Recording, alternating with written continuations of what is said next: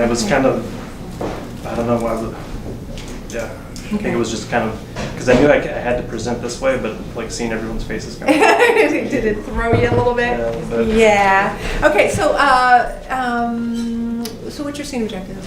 It's to open these kids' minds to find, his words are to allow them to find their voice. Okay. Well, I think sometimes when we're making these choices and the distinctions, it's really helpful to just make it really, really simple. And I think if you can go along the words of to inspire them. I mean, everything you said is totally spot on. But I think there's something about that word inspire that has an energy behind it that I would love to see. Because I felt like you were in your head a little bit. Did you feel that? Yeah, and that's from earlier. Was that what? That's from earlier, from like, like, oh crap, all these people looking at me. From saying everybody. Okay, did you have substitution for the group? I did, yeah. Was it in place? It was. All right, if it was. But that threw me off a little bit too, like it was in place and then I'd be like, yeah, okay, kind of jump back and forth, like you're not him, so they were, again, you were in your head. I was like trying to find that person. I guess I hadn't picked that out before, like the person was in my head. All right, yeah. I was like trying to It's find really helpful to make these choices, in your preparation. But then I think also, rather than just a person, I mean, it can be one person, but I really think just because this is to a room full of people, if you could allow yourself to be trying to inspire a room full of people. Have you ever been a coach or had that kind of situation? That might work. Do you think it would? Yeah, maybe. Possibly, we have to go in there, and I love that word inspire, because it means to breathe into, and we do that.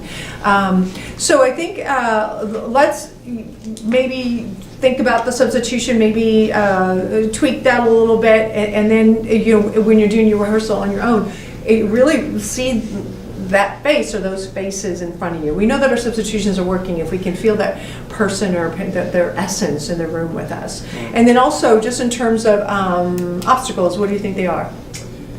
Well, these kids have been sheltered and kind of put in a box their whole life, so it's that's probably the biggest hurdle. Okay, so they're probably not really open to it. They have a different idea about what they want to do. And how about obstacles within your character? Mine, he's kind of a boundary pusher, so the rest of the faculty kind of is always looking in. Actually, right before the scene, that's why somebody has paper in their mouth. Okay. Somebody come in and was like, "What are they doing?" Okay. And all right, and I think also I haven't seen this movie in a really long time, but isn't this the first day of school?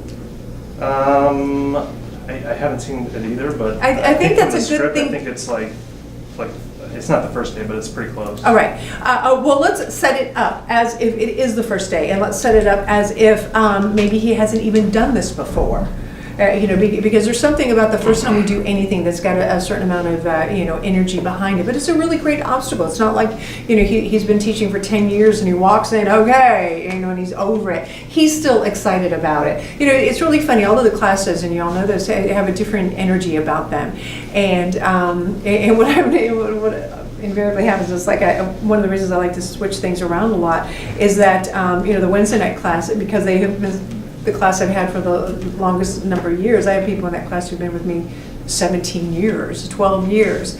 The beginner zeal leaves after that many years, you know what I mean? And so this class actually often has more energy, and then of course the new Monday night class, or even the day class, they're just so eager and anxious to be there, and so I think even with teachers it's the same thing. This isn't just another day on the job. I mean, he really feels like he can make a difference, and I do remember that part of the movie very well. To him, it wasn't just teaching, it was forming lives. So I would love to see a little bit more of that. Did you have an inner object for what words and literature were to you?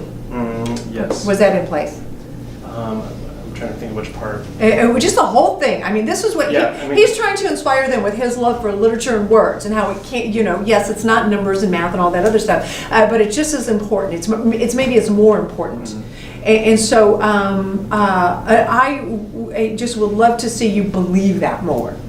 That what you're trying to inspire us with is something that you really believe with your heart, your whole heart and soul. Does it make sense? Mm-hmm. Okay, so let's go ahead and do that. I think that there were a lot of moments there where you were entertaining. Those were beautifully. Okay, but now let's really focus a little bit more on this guy's passion and his need to get through to to an audience that doesn't seem to be, completely engaged yet. Okay. Got it? Mhm. All right, any questions? All right, great, thank you. Okay.